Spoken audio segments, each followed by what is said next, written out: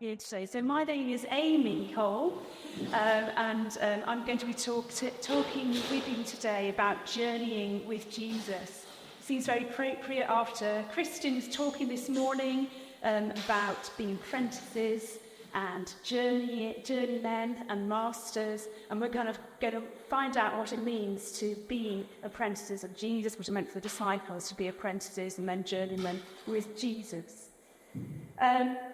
So Toby is going to be producing, hopefully it won't be me as well, Toby is going to be producing a diocesan Lent course, which will hopefully come out before Lent in due course, based on the middle chapters of Luke's Gospel, where Jesus journeys with the disciples up towards Jerusalem. And so today is a little bit of a preview of that course. And so essentially we're going to be looking at what the first session of that course would look like. So a lot of the workshops that we've had today are very practical and strategic, talking about discipleship and mission, how we manage to do that in our churches. And today is kind of taking the opposite approach. So we're going to start with the Bible. Hopefully that's not too radical an idea for everyone. Instead of just sort of bringing in the Bible to support this day, we're going to start with the Bible and just see what we read there about what it means to be followers of Christ. So I hope that's all okay with you. So I think if we were looking at the Gospels, especially the Synoptic Gospels, so Matthew, Mark and Luke, one way of perhaps describing what they're all about is that they're kind of answering two questions for us. One is, who is Jesus? And the other is, how can I follow Jesus faithfully? These seem to be two kind of dominating questions that encapsulate what the Gospels are trying to do. And obviously they're doing lots of other things as well, but you might say those are kind of core aims of the Gospel. So Luke, for example, is writing to convince others that, I've just realised I've got the wrong nose, sorry. This is what happens when you do things at the last minute. Is writing to convince his readers that Jesus is the Son of God, the Messiah, and what does it mean for us to follow him faithfully. And you can see how these two are connected, can't you? So who you follow kind of determines how you follow as well. So if you're a follower of Sheffield United, Sheffield Wednesday then, so that is going to shape how you follow. Then if, for example, you're a fan of Taylor Swift, you'll be following Taylor Swift in a very different way, I imagine. And the same applies to Jesus. Who Jesus is really affects the way that he invites us to follow him. And so Luke seems to be saying, because Jesus is this, isn't just an ordinary person, he is the Son of God, the Messiah. If we decide to follow him, then that is going to involve us changing the way that we live, changing how we think and how we live. And in Luke's Gospel, we see this repeatedly. So people are constantly asking Jesus, who are you? And he's asking people, who am I? During the Gospel. And also we often see the disciples struggling with what it involves to follow Jesus as well. So these seem to be common themes in Luke's Gospel. And so we could perhaps say that the Gospels are kind of like discipleship manuals. They're not just giving us information about Jesus, but they're encouraging us, giving us guidance in how we follow him. And so for the next 40 minutes or so, perhaps slightly less than that now, we're going to be focusing on the middle chapters of Luke's Gospel, starting the end of chapter 9. So why has Toby chosen these middle chapters of the Gospel to focus on for this course? Well, let's have a little bit of an overview of Luke's Gospel. If you could broadly divided into four not very even slices. So the first part of Luke's Gospel, we've got the birth narratives, we've got the Annunciation, the census and the shepherds, and then we've got a very long genealogy describing Jesus' heritage. But it clearly links Jesus with Adam, and then takes us through into the temptation in the wilderness. And then there is Jesus' Galilean ministry. So that starts with his sermon in the synagogue in Nazareth in chapter 4. And then we continue with the calling of the disciples, the sermon on the plain, which is like the Sermon on the Mount, but less hilly. And in this section, there's only one parable, the parable of the sower. And that's in contrast to Matthew's Gospel, where there are far more parables told during this section. And then it ends with Jesus sending out the 12 and Peter declaring that Jesus is the Messiah. And then we get this long middle passage of 10 chapters, which we're going to be looking at today, although not the whole lot, you'd be relieved to know, which begins with Jesus setting his face towards Jerusalem and ends with him about to enter Jerusalem on a donkey. So it's a journey, but with a very specific direction in mind. And then the fourth final section from chapter 19 to the end is Jesus' passion and resurrection. And there are journeys all the way through Luke's Gospel. So even at the beginning, we've got Mary and Joseph's journey to Bethlehem. We've got the Holy Family travelling to Jerusalem. And then we've got this middle section of Jesus' journey to Jerusalem. And then finally, right at the end, we've got the journey of the disciples on the road to Emmaus, which is distinct to Luke's Gospel, which concludes his narrative, and where the risen Jesus explains to his disciple the meaning of his death and rising again. So journeys are really key to this Gospel. I don't know if any of you are fans of the West Wing. Any fans of the West Wing here? No? Okay. So it's set in the White House. I mean, it's quite old now. And obviously, a lot of it is set in, people having conversations in rooms in the White House. So the director, Aaron Sorkin, tried to sort of create an idea of forward momentum by people having conversations as they're moving from room to room in the White House, and get this kind of everyone's in a rush, talking about stuff as they go. And so you could think of Luke as being a kind of Aaron Sorkin of the Bible, with Jesus and his disciples constantly on the move and carrying us along with them as we go. But of course, the biggest journey is in this central section, the journey to Jerusalem. So in these middle 10 chapters, just to give you an overview of what they're like, we've got lots of parables now. We've got not very many signs of wonders happening, but the ones that do happen seem to be recorded for a teaching purpose. So Jesus is teaching his disciples through them. We've also got lots of stories of Jesus meeting people, stories that we don't get in the other Gospels. And so again, it feels like these stories are there for a teaching purpose, and Luke's put them there for a reason. So it's a little bit as though Jesus is walking to Jerusalem with his disciples, teaching them as they go. And we're invited to walk alongside him. And we overhear his conversations with Mary, Martha and Zacchaeus, learning as we go as well. And there are various themes that recur during these conversations. There's a focus on Jesus' suffering, a focus on the gathering opposition to his ministry, and the on-the-job training of the disciples as well. So this course that Tate is producing is going to focus on 6 key encounters in these 10 chapters. Setting out with Jesus, so that's section we're going to look at today actually, where 3 people who want to be the followers of Jesus approach him and have a conversation with him. Sitting down with Jesus, so that's Mary and Martha. Set free by Jesus, the woman with the twisted spine. supper with Jesus, dinner with the Pharisee, saying thank you to Jesus, the 10 lepers, and saved by Jesus, Zacchaeus. Or it started with the letter S. Now, of course, there's loads in these central chapters that isn't in these encounters. There's a lot of Jesus' teaching on prayer, for example.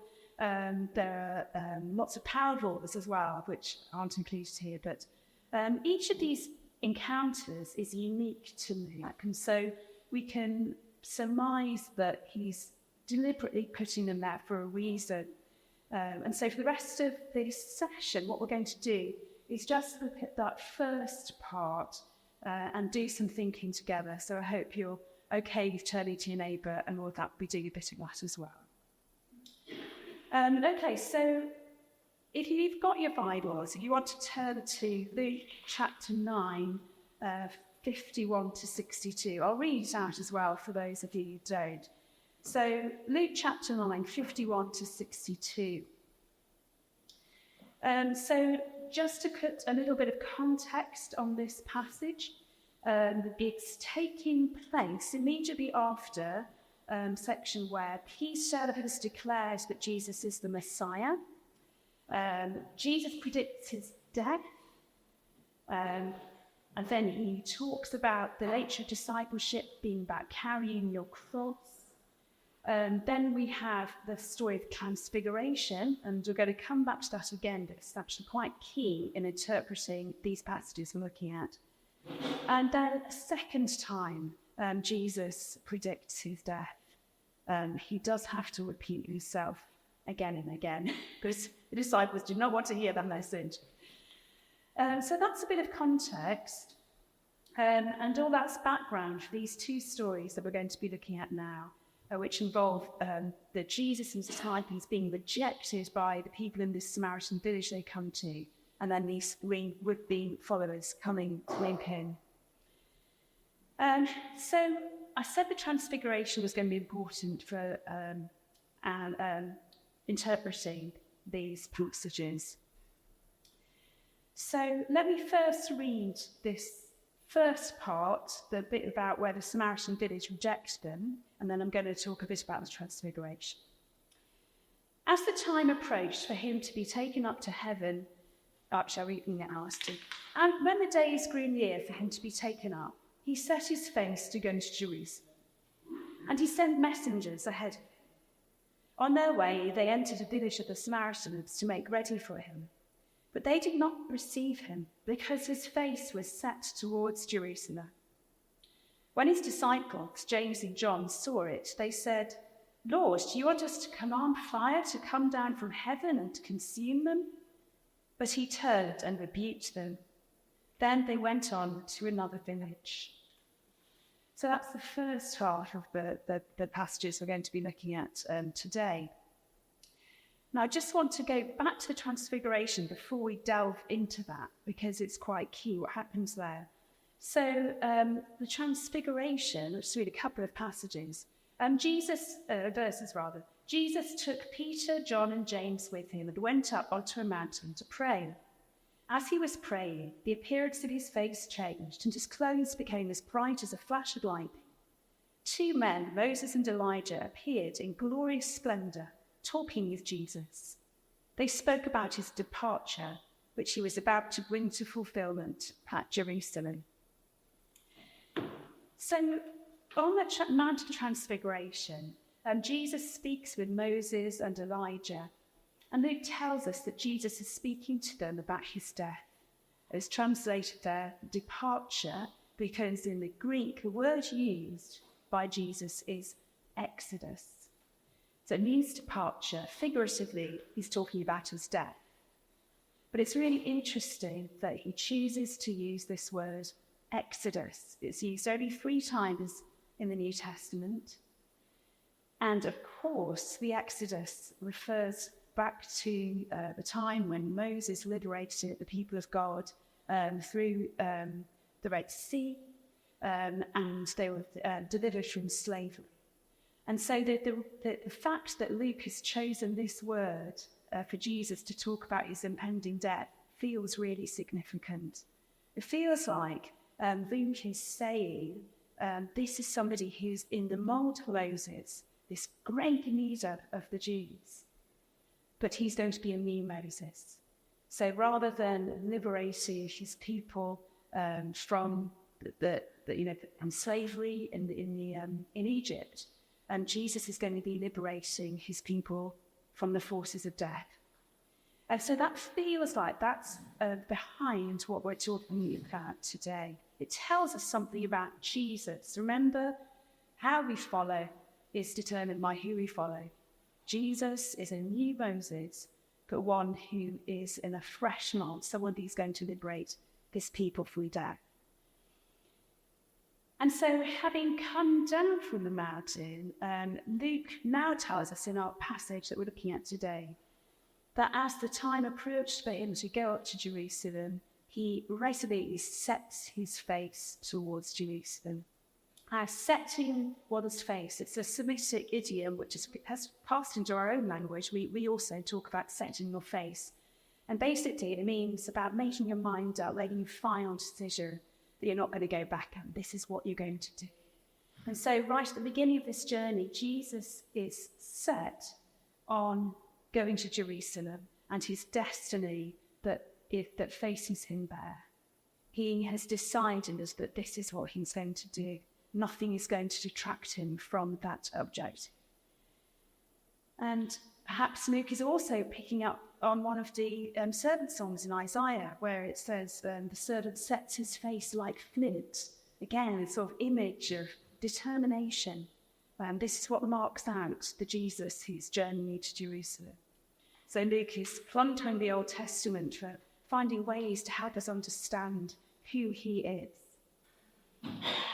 And the resolution that he is using as he sets out for Jerusalem is made clear straight away because he chooses to travel through Samaria. Samaria is in the middle of Israel, so if you imagine Galilee being to the north and Judea and Jerusalem being in the south, there's a lot of animosity between the Jews and the Samaritans. So Jews, if they were trying to get somewhere, they would not tend to go through Samaria. They'd go round it. But Jesus is going through it, and that's why we often have meetings between him and Samaritans in this passage, and why perhaps he tells the story of the Good Samaritan, but he knows what he's talking about. And so the first Samaritan village that Jesus and his disciples encounter refuses them hospitality. It's kind of predictable. You are the enemy, you can't come in here. They probably expected it, perhaps. And James and John respond. They say, Lord, do you want us to command fire to come down from heaven and consume them? And it seems like quite an odd thing to say. But if you remember, Luke has in his mind the story of the transfiguration that he just talked about. And in that story, not only the figure of Moses appeared with Jesus, but also the figure of Elijah. And if you know your Elijah stories, you might remember that 2 times Elijah calls down fire from heaven. So once to ignite this sacrifice that is doused in water on Mount Carmel, he calls down fire to ignite it. And another time he calls down fire to kill the soldiers that were sent by King Ahaziah to arrest him. So sending fire down from heaven seems to be the sort of thing that you do if you're an Old Testament prophet. And so James and John want to do something similar to the Samaritans. He would be so uncivil to them. And in their heads, Jesus is just like the kind of Elijah prophet with power to command destructive forces. But Luke says that Jesus turned and rebuked them. This is not the way that Jesus is going to operate. This is not the kind of man that they are going to be following. Luke is comparing him to Elijah, but he's saying this is a new kind of Elijah. And this is going to be a hard lesson for his disciples to learn. And one they really don't learn, even by the time Jesus is praying in Gethsemane, they're still trying to get their own back on their enemies. And I wonder, just before we move on to the second part of this passage, if we might just reflect for a little bit and perhaps do it in 2s or 3s, just have a little few minutes talking amongst yourselves. I want to ask you a couple of things, basically. One is, what does it really mean to you to set your face towards Jerusalem like Jesus did? Are you doing that? Are you setting your face on the calling that Jesus has put before you? A calling that might involve death. Have you perhaps done that in the past? And perhaps a bonus question, do you need to encourage others to do this as well? And secondly, what do you learn about Jesus from his reaction to James and John that we saw just there, rebuking them for wanting to call down fire from heaven from the people who've been so inhospitable to them? What does that teach you about this person Jesus is? Okay, so we'll just have a few minutes, turn to your neighbour, I'll call you back after you've had a little time to shoot.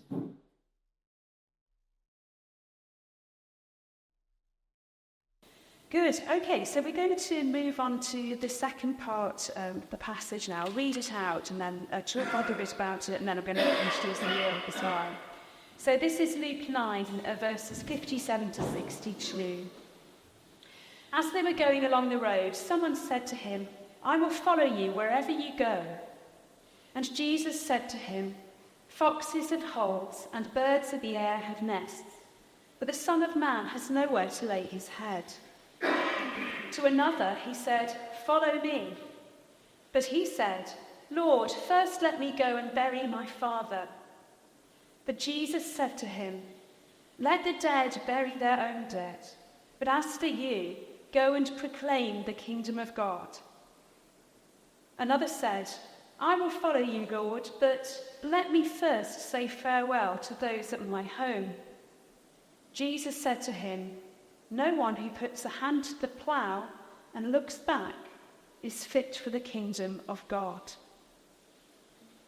Challenging words, don't you think? I think it's a very challenging passage. And so this, just again put this in a bit of context, this is taking place while Jesus is on the move. So you have to imagine Jesus and his disciples are sort of striding through village after village, perhaps getting rejected, each one, who knows, as he's on the way to Jerusalem. And unlike his ministry in Galilee, he's not popping in and out of the same villages, he's going from one to another. And so if you want to see and speak to Jesus, now is the time, because tomorrow he'll be gone. And so this first man comes up to Jesus and says, "I will follow you wherever you go." And Jesus doesn't say, "Excellent, that's great, come and join us." He says, whereas even the creatures of the field have got somewhere to put their heads, he's got nowhere. And so the implication is that no follower of Jesus can assume to have a different sort of lifestyle. If you want security, if you want predictability, then choose someone else to follow. That seems to be what Jesus is saying here. Something to ponder. And then the second man is Jesus who issues the invitation here. He says to this man, "Follow me." But this man, very reasonably, it seems reasonable to us, he says, "First let me go and bury my father." And there's some debate among scholars whether he's literally got to go and bury his father that has died, or whether, again, it's an idiom, possibly, meaning I need to go and take care of my father until death, which will obviously be an obligation upon any good Jewish person. So we don't quite know what it means, but either way, Jesus' response would have been seen as deeply shocking. So it seems shocking to us, it would have been deeply shocking to whoever received it then, because of the commandment, the fifth commandment, honour your father and mother. And Jesus, is what Jesus says, he was to be going against that. But remember, Jesus is only passing through this village today, and he won't be able to catch him up. And so his invitation to this man is to follow him and leave the dead to take care of themselves. The messages of the gospel is urgent. That's the message that comes out loud and clear. And he can't place any priority ahead of it. Jesus has to go to Jerusalem, and so you must also do so with the same haste like you're fleeing home, it's on fire and you're fleeing, or you're a refugee, you've got to get to Jerusalem with Jesus. That's the urgency which comes out loud and clear from that encounter. And then the third man says, I will follow you, Lord, but first let me go and say goodbye to my family. Again, seems so reasonable to us. But again, Jesus resists it. And once again, we seem to have a little bit of an Elijah parallel going on here. Because Elijah, once his ministry comes towards an end, he calls his disciple Elisha. Elisha is ploughing a field. And Elijah doesn't allow him to go back and say goodbye to his family. Elijah does allow him to go back and say goodbye to his family. And then he sacrifices his oxen and he leaves the farm. So he has this goodbye encounter with his family. But Jesus is like, again, there's this contrast with what Elijah did. Jesus isn't allowing this man this courtesy. And again, there's a sense of the urgency that's involved. It feels like Jesus is making a point here. Have you got that? I mean, when Jesus says things that seem really outrageous, he's on making a point. So the point seems to be, I'm going to Jerusalem. If you're coming with me, then you've got to do so with the same urgency and don't regret what you're leaving behind. That seems to be what he's saying. Okay, so we've looked at one passage that seems to tell us something about Jesus, but they all both tell us something about Jesus. This second passage tells us more about the nature of discipleship and calling. We don't know how these three people responded to what Jesus said. Perhaps they gave up. We don't know. But Jesus' response tells us that his call for us to follow him means for us to let go completely of our own securities. It is urgent. It is irrevocable. You can't be half-hearted in following the call to follow Jesus. It's either immediate and everything, or it's nothing. And I think this message is as hard and challenging for us to hear today as it would have been then. And it probably should be as hard and challenging for us to hear as it was to them then. So once again, we've got 10 minutes and 8 minutes before we have to head back. So we've got some questions for you to think about. So you might want to think about these ones. So how might these three encounters speak to 21st century Christians, perhaps people in your churches? And why do you think Jesus makes it so hard for people to follow him? And should we be making it hard as well? Should we be real about the challenge that Jesus poses? Or another option might be for you to think about, where are you personally challenged by Jesus' words? And what securities might you have to think about laying down in order to follow Jesus faithfully? How urgent do you feel is the call to follow Jesus? And what might be the things that are keeping you back from responding with the appropriate haste? So, do you want me to put these all on one slide? I haven't did any like. These three thoughts. How might these encounters speak to people today? Why does Jesus make it so hard? Or a more personal kind of reflection. How do you feel challenged? What might you need to lay down? How might you respond more urgently? Okay, so do you want to turn to one another again? And we'll have about 5 minutes, a little bit of feeding back, and then we'll head back to the main room.